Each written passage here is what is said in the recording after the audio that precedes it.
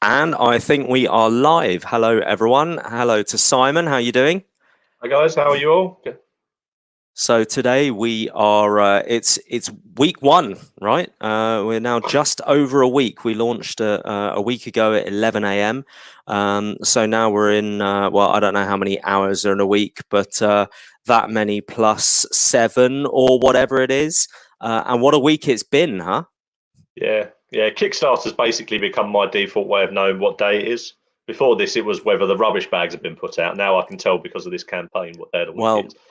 I've definitely been meaning to every day run a kind of do a sort of countdown on the Kickstarter image, which is the video, Yeah, basically the starting image of the video is whatever you've set the image to be. And I did remember to change it from live on Kickstarter to funded in 23 minutes. But I'm meaning to do what all the cool kids do nowadays and do like a daily countdown of yeah, day X or day Y. I feel like that's the wrong way to do it. It should be a countdown rather than a count up. yeah. I think that's a Um, good shout. so we've got 20 days to go. And 20 days to go, we are, I think, Over. 3/4 of the overall funding of last campaign. It's phenomenal. It's absolutely phenomenal. Bearing in mind this was one that you were worried about, I think you've done all right. I definitely thought the audience for this would be. I thought we'd basically only be talking to ourselves, and a certain amount of the existing player base would be interested in this, and some wouldn't, and that's fine. But yeah, I really felt like this one would be smaller than the last one because it's. I mean, it's not really. I think really the project started off as an expansion, and so I've still got that expansion mindset of you're only going to get customers that you're only going to be selling to the existing player base. That's your customer base. But of course, because this is standalone and a separate game, which acts as an upgrade or an expansion if you played Drowned Earth already. Yeah, we've had, I think, a lot of new players. Apparently, 100%. so I made a rod for my back by deciding to email or send a Facebook a Kickstarter message to every single person who backed. I haven't done today's yet. I've got to get on that before I go to sleep, and just say, firstly, here's the RPG that I promised, and thank you for backing. And also, how did you find out about the project? And that's been really illuminating. It's been really interesting to find out how many people were like, well, I already I already played Drowned Earth, and some people were like, well, I've been looking at Drowned Earth for a while, and I liked it on Facebook, and I follow what you do, but I hadn't taken the plunge, and this felt like the ideal moment to take the plunge. Yeah, I've heard a lot from the people I've been speaking to, through the campaign, through the other avenues that we talk with the community, and a lot of people who are new to it have gone, yeah, I've been on the fence for a while, and this has been the little tipping point for them. It's amazing. Look at them and they go, oh yeah, it's a great way of getting into the Drowned Earth, and it is. Yeah. It's a fantastic way. However, they seem to have gone a certain anatomical part deep, rather than just two just dipping their toe anatomical parts. I think you mean, don't you? I think you're right. I think you're right. But yeah, no, it's a great. week in to be over 600% funded. You've got to be looking at the 1,000% funding now, haven't you? I mean, that would be great. I don't want to sort of count my chickens or dare to hope or start planning based on stuff. All I'll say is that I wish I'd stretch. I wish I'd spread the stretch goals out a little bit more, because I'm now thinking, what on earth are we going to pull out of the bag if we do much better than this? And we do have some fun stuff coming. I've definitely got some exciting plans, and of course we've got some of the Drowned Earth dinos I would really love, just from a personal point of view, but I think it's because it's great for the game. I would really love to be able to release those alpha sculpts and therefore make AI decks for those dino types as well. I think it would add a lot to the game. I'll tell you what, it'd take a lot away from people. You take a lot away from people's warbands if you make alpha blaming Keratosaurs now for baryonyx. Yeah. No, I haven't answered that question, but that's definitely no. The top tier dinos are already there's no alpha, like there's no T-Rex alpha. The T-Rex is the alpha of everything else. I mean, that's just the way it is. So that's the way I'm looking at those top dinos. We might have for what's the word? The difficulty setting. One of the ways, Simon, I'm talking to you like you do, but just to tell everyone else, one of the ways that we've been testing difficulty settings is by ramping up different or ramping down different dino profiles. So at the moment, we've had a juvenile profile and a standard profile and an alpha profile. And we might have a kind of somewhere in between standard and alpha, a kind of elite, veteran type. I mean, veteran doesn't work thematically for a dinosaur, but if we look at them in 4 different tiers, and that very neatly means that you've got 4 different. The profile cards have flip sides, and each dino has 2 profile cards with 2 separate sides. I think 4 difficulty levels is a nice sweet point for a lot of board games. You look at a lot of the board games beforehand, they generally have stupid, easy, how did you fall over your foot level, standard level, advanced, stupid. You're never going to finish this level. Well, I mean, I'm a big fan when I play video games. I play a lot of them on narrative mode because I don't want the challenge. I'm not actually interested in the gameplay. I just want the story. And then there are some games where I really love the gameplay, and that's a big draw of the game. But I feel like this is another, particularly as it's so narratively driven. I like the idea that people will be able to set their own difficulty.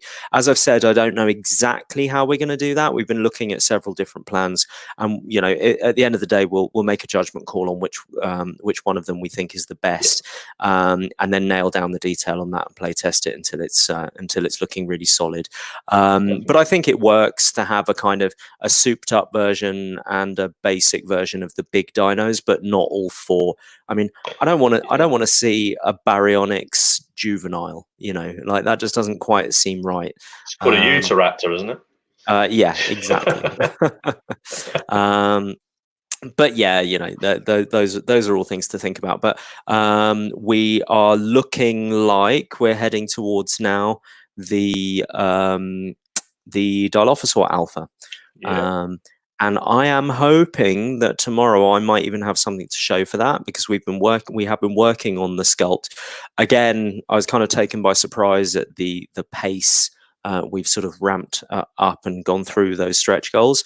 And so 2 things. Number 1, I need to be cautious, and I need to not do what a lot of Kickstarters do, where they let success get the better of them, and also bow to pressure, because backers are like, there's a big number on the Kickstarter, and so you must be able to afford more stretch goals. And it's like, well, possibly, but something that's a really bad idea is making like unresearched, on the fly decisions about stuff like that. It's the suicide note for a Kickstarter campaign to start doing stupid things. You can really come unstuck, and so the industry is littered with people that have done that very same mistake. And I remember last time around we had a similar situation where towards the end of the campaign I was scrambling for ideas, because we got through all of the stuff that I had prepared for, and there were 1 or 2 vocal. We haven't had them this campaign, interestingly, but there are 1 or 2 vocal people in the comments section saying, come on, this is Kickstarter, we want free stuff. And I think part of the reason is that a lot of the stretch goals this time, and last time the stretch goals were very unlock heavy. And this time we've really, because we've got a core box and we can improve the contents of that box, and then we've got a hero box and we can improve the contents of that hero box. I've been able to structure a lot of the stretch goals as things that will benefit all or most people, and so you do get free stuff without it being, here's X free models and all of these things that the big rubber miniature board games can do. They can throw and also they're projects that make 500,000, a million, $5 million. They're also pre-order projects, not Kickstarter. Yeah, exactly. And so, you know, those people are in a completely different position. And I understand from some consumers' point of view that that's what they're used to. That's their expectation. That's they've come to Kickstarter and they know that that's what happens. And they don't quite you know, there's a bit of a sort of cognitive leap to realize this is a small independent miniatures company that makes high quality metal wargaming figures, not sort of. I mean, no, don't get me wrong. I've got a shelf absolutely filled with Cool Mini or Not rubber and stuff like that, but it's not the same thing. It's not the same material. They are cheap and cheerful, and I love them, but that's not what we do. They're also daunting. Yeah, I speak to a lot of people, and during this campaign as well, that, you know, when you back these things and suddenly they get delivered, you know, 2 years later, it's so daunting to receive a box full of so many minis with so many options that they just don't get opened. Like you, I've got a loft full of stuff that's still in the shrink wrap because I look at it and go, I can't. Well, and I think also another big part of it is that a lot of these games. And I won't mention names here. I'm sure we've all done it. I know I certainly have. I've got a bunch of games that are beautiful productions, and they've got, you know, I don't like the term overproduced. You know, people use it in the board gaming world a lot because they want things to be cheaper, and some people don't want miniatures, they want standees.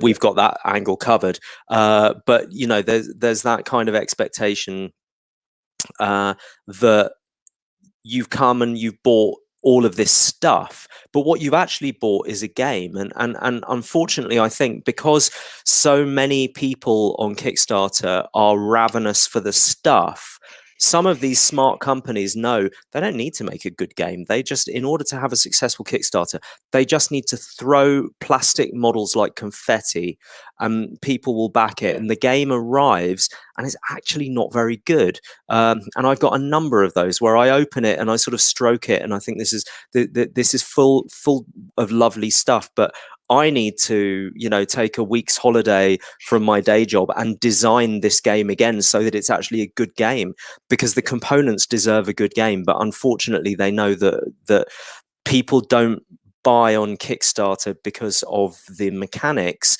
because unfortunately that's an unknown quantity until it actually arrives. People buy based on the stuff, and disreputable companies only provide the stuff, and there's not a great deal behind it. Yeah, 100% right. I mean, I won't name them like you said, but I can think of at least 2 games where you receive them and you basically have to house rule the entire rulebook from day one because it's unplayable. Well, there's definitely those kind of unplayable games as well. Yeah. And you've also got the ones where, and I find it frustrating when you receive a fantastic box of minis, you think this is a great game, and then you have to watch, you know, 75 YouTube videos to get your head around how to actually play the game. There's that. There's also, I mean, I bought a game which is not quite a sequel, but a sort of a successor rather than a sequel to a very well-known game that did very well on Kickstarter and actually proved to be a really great game, which I also loved. I didn't back it. I still don't own it. And I bought the next installment in this, you know, a different theme, but a similar idea. It turned into a very different game in actual fact. And not actually, I think, as good a game. That there are some problems with it. And the designer's a very famous person and the publishers are famous as well. It doesn't quite scratch the itch, but the theme is fantastic. I loved it. The production is great, but it just gathers dust on the shelf, because every time 100%. I look at it and think, should I play that? I think I'd rather play Blood Rage. Oh God, no! Now everyone knows what I was talking about. But I know what you were talking about. Rising Suns is not anything like as good a game as Blood Rage. I basically just wanted Blood Rage, the Japanese reskin. And that's my concern with their current one. Is it Ankh or whatever it is? Which is basically like the Egyptian one. I looked at it. I was like, models are great. They're always going to look good when you've got somebody like Heraldez doing your paint schemes for you. But well, and also they've got amazing sculptors, and the concept artist is also incredible, and you know, so. And in answer to Darren's question, I couldn't comment, but I think you probably know what we're talking about with an unplayable that was 3 years late. Yeah. I mean, as I said, there's a game that I've got where the the creators did a YouTube video to explain the rule book, and then somebody else had to do a YouTube video to explain the YouTube video about how to play the game. Yeah. Well, Come on. there it is. It's yeah, it's just one of those things, unfortunately, where people, if people are so focused on the stuff, then you attract those kind of producers who do that kind of thing, and it's a shame. And I think in the case of Rising Suns, I think Eric Lang most definitely put his best foot forward. And it wasn't. I don't want to imply that it was some kind of scam, because I really don't think it was. I just think there's an awful lot of pressure to. He tried too hard. I think he actually tried too hard. It wasn't that he didn't bother. He tried too hard. He hit a home run with Blood Rage. Yeah. And where do you go from there? Would you try and just hit it even further over the boundaries? No, that's it. Yeah. And I understand from a designer point of view, you don't just want to reskin the same game. I mean, like, if I was going to do a sci-fi Drowned Earth, like a proper hard sci-fi Drowned Earth, there's no way I would just like reskin the same mechanics. I would definitely want to add something and put a different spin on it and a different stamp. So I completely understand, but I think in that maybe there's also some things where you're working to a deadline. You're also he's employed 24/7 by Call Mini or Not, so I imagine there's a certain pressure from a little bit like making a film. You've got the director and you've got the producer pressure and the production company pressure on the director to do what they want, and it makes bad films. I suspect he's probably never had the chance to sit back and actually just enjoy what he's done, because by the time he's pressed send on the current game, he's probably been told to start work on the next one. Yeah. Well, so Simon, did you vote for the Ankylo or did you vote for the Ceratopsid? Ceratops. I haven't checked recently. It's close. It was neck and neck for the longest time. It was really. I'm just sorry. My laptop's pretty wobbling because Ceratops, Ankylosaurus did pull ahead a couple. And then the Ceratops took a run of. Oh, it's still really close. So it was 60-40 in the Ceratops' favour, and now it's 56-44. Interesting. Got the feeling that people are hoping for possible future TDE leader mounts. Well, yeah, they might be. I'm just going to I'm gonna let people speculate on that one. Of course, be rude not but to. I was Team Ankylosaur. I have to say, I really love that concept. I really like. Of course, you are. You like a Ceratops skull on the top of somebody's model already. Well, yeah, but both of those. I mean, I'm just going to go and look at the concept art again and drool because they're pretty amazing. Both. There is no bad choice. There is no bad choice. I'm really pleased to see how close it is, because if it wasn't, I'd feel like I did my job badly. That one of them is a clear winner. I think we'd be happy. What happens if it ends 50-50, James? We are going to flip a coin live on stream to find out, because I can't afford to do both. Let's put it this way. In your luck, it'll land on its edge. And we get nothing. No,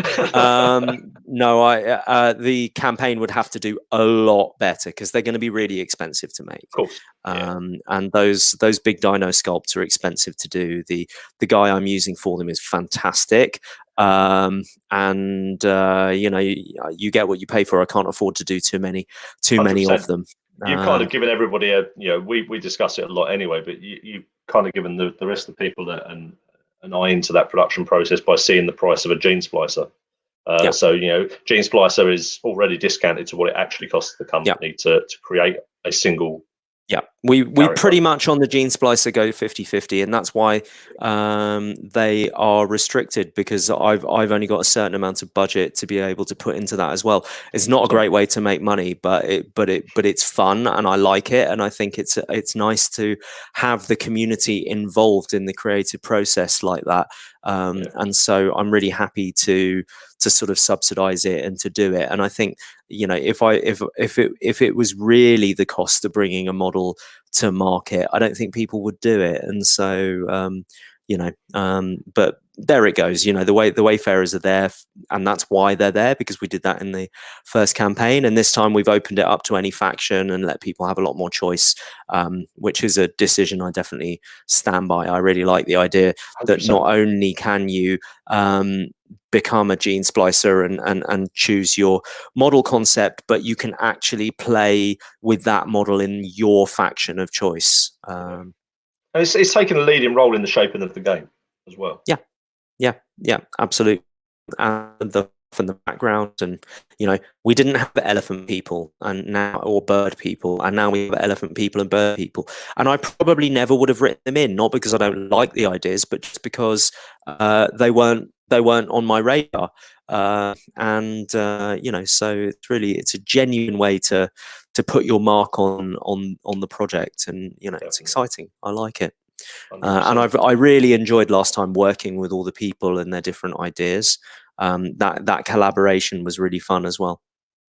Yeah, but this time, guys, be gentle with the play testing.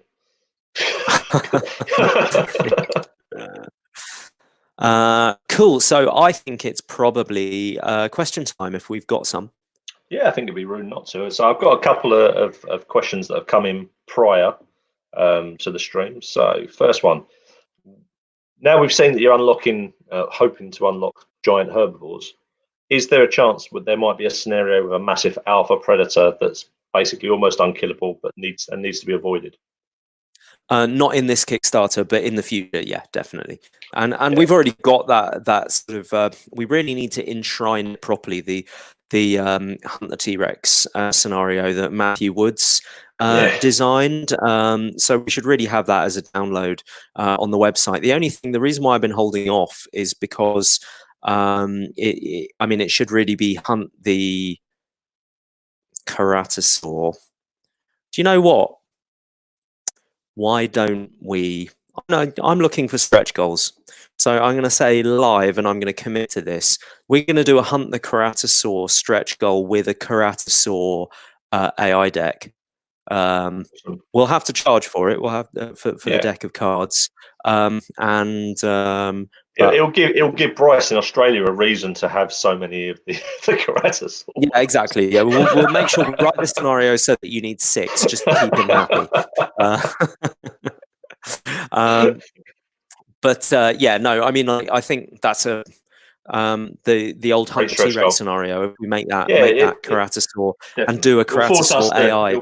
It'll force us to polish it, because it's something we've used at demos for so long, and it's always a good crowd pleaser. But the reason why I've shied off publishing it properly is because I've known that AI is coming, and when we've actually got the AI rules written, printed, available for everyone, we can then make a Kuratasaur AI deck.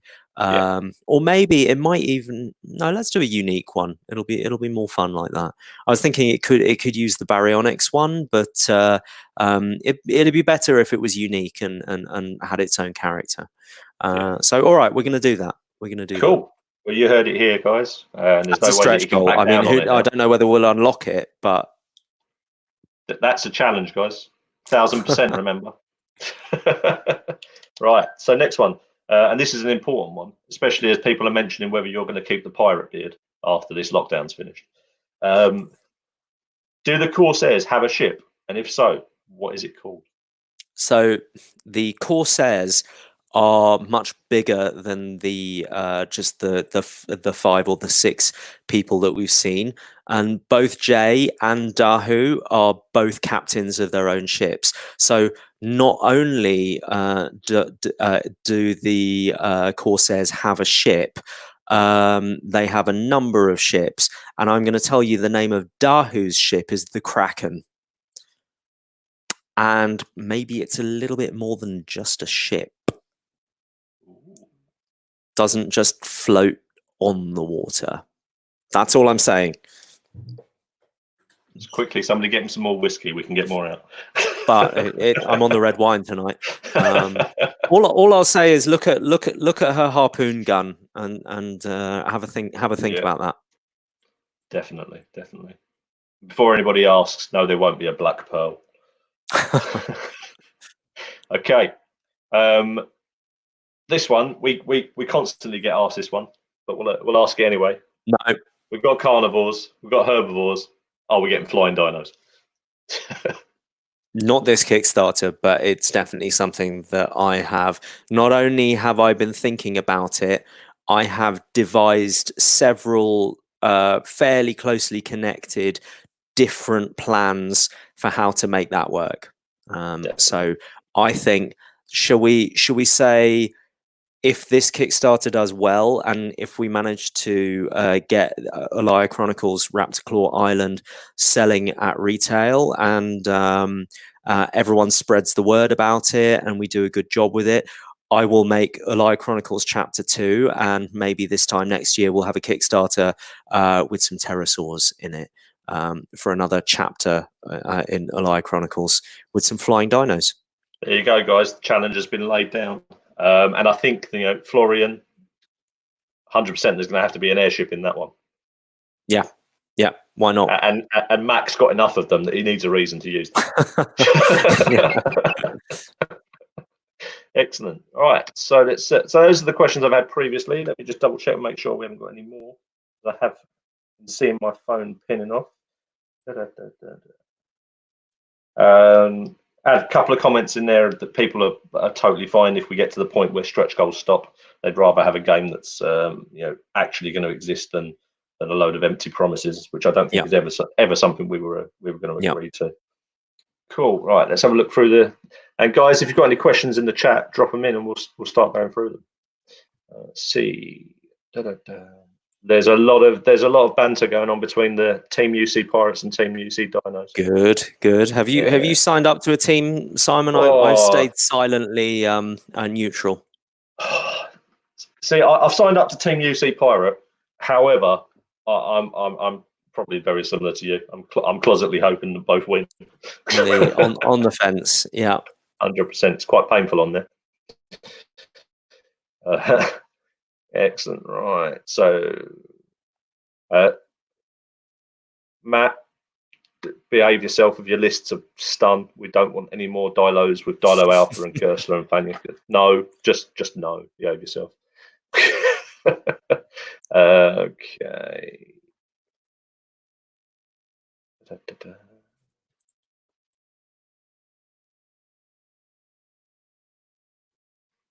Somebody play some interlude music.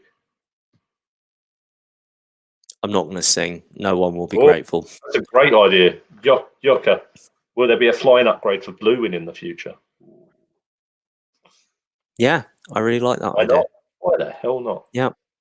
Maybe we could even make him an NPC in the campaign with some special rules for that. Definitely, be rude if he wasn't. That's a great question from Will Ward. Any chance of an aquatic dinosaur for the flooded zones? So this is actually a really interesting point because I've been asked that question before in reference to Drowned Earth, and the answer has always been like, well, no, because it's really hard to give it a points value, considering you can't balance it properly because on one table it's barely got any movement. Or maybe it's got complete movement, but you can avoid it by constantly being in the, up in the scenery. But now we've got AI rules, and now we've got the Alaia Chronicles rules. We can base scenarios around specific things like that, make a model that we just wouldn't before have been able to make to use in an Alaia Chronicles scenario or as a neutral dino in Drowned Earth. So maybe it's something that you wouldn't necessarily buy to take in your crew, but maybe there's a special scenario in Drowned Earth where you've got to get to the island and there's this creature in the water. So obviously the inference there is that there's no plans to do it just now, but moving forward I really like the idea. So no promises, but thumbs up. It's a nice idea, and it's the kind of thing that it's been occurring to me for about a year. I really want to get these AI rules out because there are all kinds of herbivores are another one, really big dinosaurs that are four-legged. How can a herbivore can't climb up a building? And so it's possibly a bit of a duff option in the Drowned Earth. Exactly. Yeah. Where, you know, if people just stand on walkways and buildings and things like that, you're not going to be able to do much. Having said that, the both the Ankylosaur and Ceratopsid have, or Ceratops, and the reason why it's called a Ceratops, not a Triceratops, is because you can see for the concept art it is a kind of Ceratops, but it isn't a trike exactly.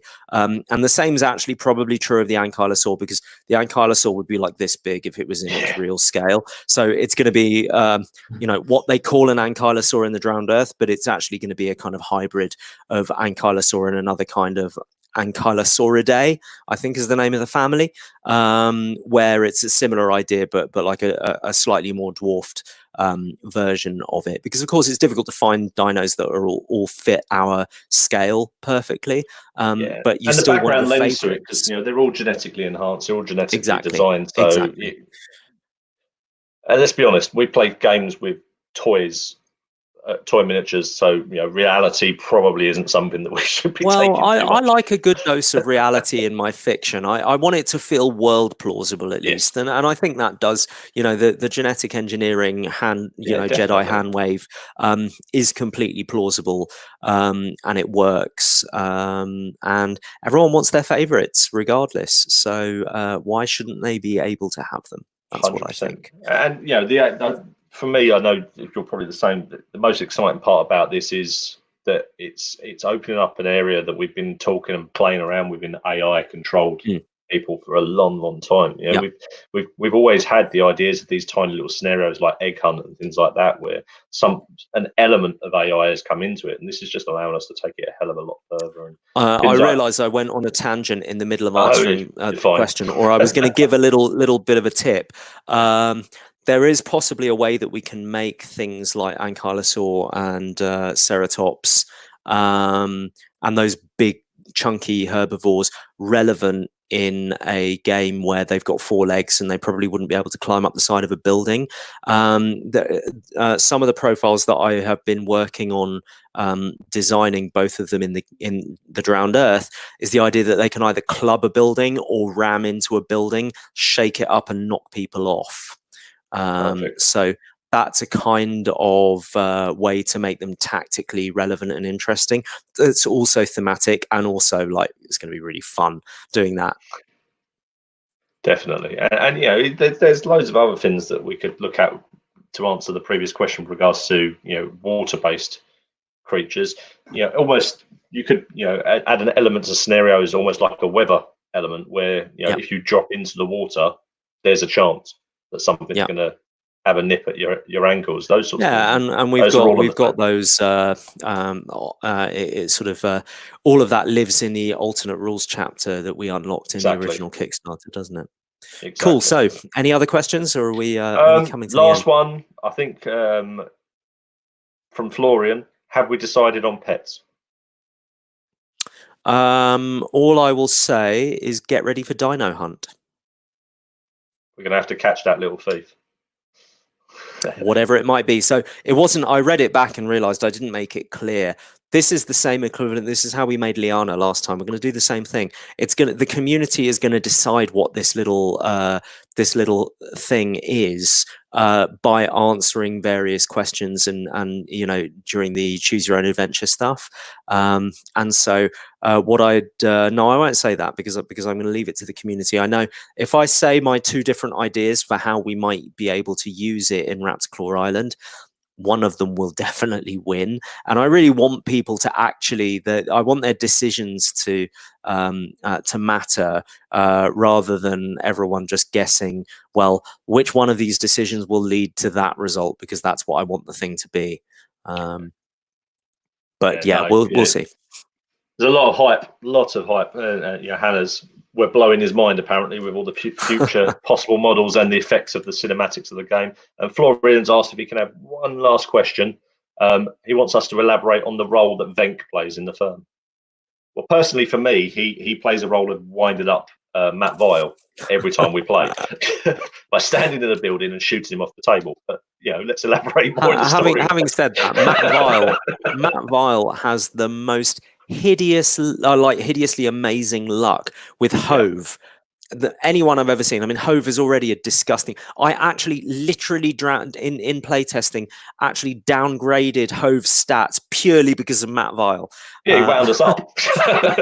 I'm like, nope, not having this. Taking my toys and going home. Yeah, but no. So I think that Florian means thematically. Yeah, he does. Yeah.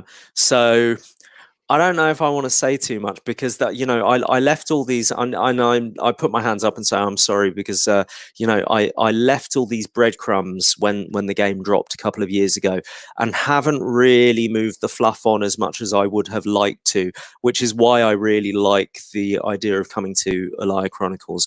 And Alaia Chronicles was definitely, it was always going to have to be the pirate release, and I felt strongly about that, and I felt it was important, and I really wanted to do it, and it gets us out of a bind with the Wayfarers and gives Wayfarers players a boon while at the same time expanding the world and things like that. But we're not going to release a new faction every time we release an Alaia Chronicles because I want the factions to get deeper and not just have more of them. So it becomes really difficult to keep them separate. There comes just a blurred lines between what the factions' specialties are if you just keep adding more and more and more. Yeah, I think that's true. And so maybe the role that the pirates play in this campaign will be filled by an existing faction in the next chapter of Alaia Chronicles, perhaps, and maybe we will you know, expand on some of the fluff in that context. So I hope we'll be able to do that. So Venk is definitely an enigmatic figure that everybody. It's almost like he has a little bit more power than he seems to, considering he's been put in the misfit group of Kaneda's crew. And he, a lot of people who are far higher up in the firms have more respect for him than you would assume, considering his rank and his position in the firm. So I'm not going to elaborate on it, but it's a good question, and I hope that acknowledging that it's a good question will tell you something. Oh, definitely. There's stuff to come. We still need to know about Renel's love life, remember, as well. I mean, I feel like that's definitely one that we just have to let the fans decide whether that love match is gonna go on or not, or end in blood. Ferengis have got to move forward somehow. Cool. So awesome. I think unless there's anything else, we've got time for like a 2-minute question. Just are we jumping forward with the storyline? We're not going to necessarily jump the storyline forward, but it is going to progress. Yeah, and one thing I'll say about fluff with Alaia Chronicles is I think most people will agree that the price point for the basic pledge level is really affordable, and the reason why it's really affordable is because that the production choices that I've made for that are completely lean. Like there's just no room to add anything else in that box beyond what I've already accounted for.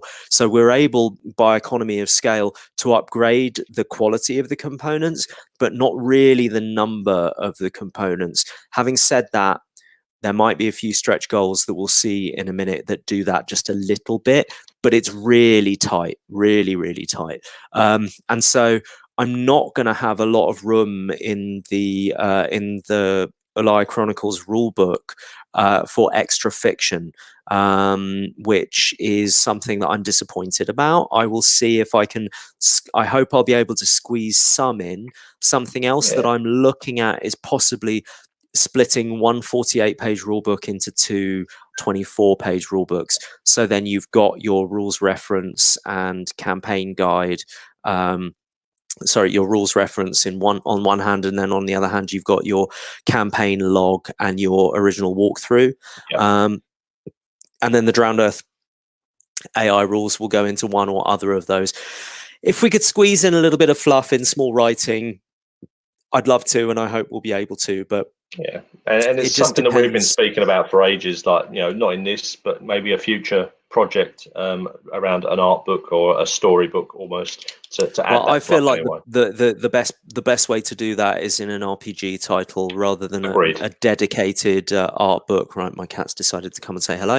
Um, and Especially with the amount of fanfare that the RPGs had as well. yeah, For yeah. something so slim, people The love it. only here she is. Hello, say hello. No, no. All right, go away then.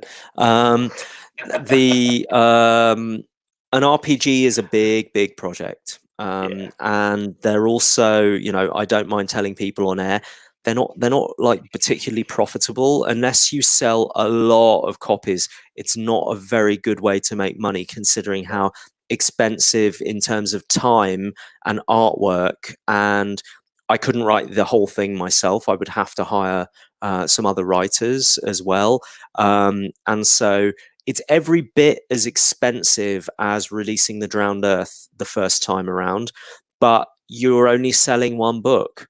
Whereas with the yeah, Drowned Earth, you've got a book and a whole load of miniatures and dice and tokens and a whole product range which can support that level of development and that development time and that care and attention. And it's something that I think. I think our audience know and think about, but I think in the wider miniature world, people really should rule book. Like yeah. if all I'd done is sold as many rule books as I had, there's no way I would still be doing this. It just wouldn't No. support the level of development that you need to go into these things. And so it's interesting, the world of 3D printing and stuff like that, how that's going to change the miniatures industry over the next 10 years. Worst case scenario is people like me won't exist anymore, because if people don't buy the miniatures, and only want to 3D print their own, then there won't be good rule sets, because the way that historically within our industry you support the rules development is by selling models, and if you're not selling Yeah, models, you're not making money. And so just it'll look be at Games interesting. Workshop is Games Workshop's case in point. They don't see themselves as a games company. They're a plastic miniatures company. Yeah, yeah, and it's very interesting to think about how that will change, and what the potential. It's a big conversation for another time, really. But it's an interesting one. And what I'd say is that one of the reasons why RPGs are fraught and they usually don't last very long, and all but the biggest ones are only around for a short amount of time, is because they don't make a lot of money, because they don't have many products to sell. And people sort of sneer and get rude about companies like Fantasy Flight, who sell, every RPG they have. They sell decks of cards, and they sell dice, and they sell all kinds of other things that you either need or want, and try and build a whole product range around an RPG system. And the reason for that is really simple. It's because you don't make a lot of money selling books. You need those ancillary products. And so what Yeah, I'd say to people, as gamers, if you love the thing that you consume, if you love the game that you play, whether it's an RPG or whatever, um, look at it as going to the cinema. Looking at it as you kind of need to consider it a subscription to play that game, and just throw the whoever's making it a bone by buying some stuff every so often to keep it alive. It's a kind of the post office, use it or lose it mentality, and that's especially true of small businesses and independent companies. Yeah, it's an RPG is definitely something I'd like to do in the future. It's how we got into this, but it for me, I think, because it's not a great sort of potential source of revenue, it's probably something that I would do very slowly in my part time, and release it when we've got enough art that yeah, the art budget wouldn't be particularly high. I've done yeah. a lot of work on it already, so it doesn't take a lot out of my work time, and so it's kind of ready to go as a side project. It's a passion. It's a passion project more than anything, Yeah. isn't it? That sort of Well, thing. these are all passion projects, but yeah, I mean, there's a difference between you taking a massive pay cut and not earning much money, but making a living because you're doing something you love, and doing something that is not going to make money and is not going to make you a living because you love it. Those are two very different things. Cool. Well, now I better run because I'm off on a One podcast. last thing I was going to say, James. Guys, don't forget they're not competitions, but the challenges. So let's, in your Discord group, Facebook group, whatever, get your photos of your terrain that you're working on. Yeah. And the scenario challenges, they're all still live. Yeah, so, and remember to hashtag your submissions 100%. With Team Pirate or Team Dino, whichever one you are, because they will all over the next few days, not tomorrow, I think, but the day after, we're going to announce the award system, not awards, achievements system, basically, and the two different teams are going to unlock a certain amount of achievements by doing different stuff, and the achievements will be attached to little things that is going to benefit everyone, kind of a little bit like stretch goals, I guess, a little bit, but a bit, but not too much. Yeah, it's been great seeing the guys work, all of your artwork and your painting and your crafting you've done so far, so keep it up. Indeed. Excellent. Well, thanks very much for that. We will, sorry, this has been an earlier one and a shorter one, because I was podcasting quite late this evening at about 11 o'clock, which is not great. I was up at 5 this morning, but somebody out in the States and they said they were able to move the appointment forward. So I jumped at the chance to do that. And so I'm off to do that now. And it's been another great day, and let's hope for another great week. Definitely. Thanks a lot for all you guys coming along and everything that you're doing to share the project at the moment. Let's really means this. a lot. Yeah. If everybody just goes and finds one person that they think would really like the project, that's enough. And I reckon we can make James's beard grey by the end of the project if we keep going. Serious grey patches already. All right, chaps. Awesome. Speak to you all soon. See you later, guys. Care. Okay, bye. Bye.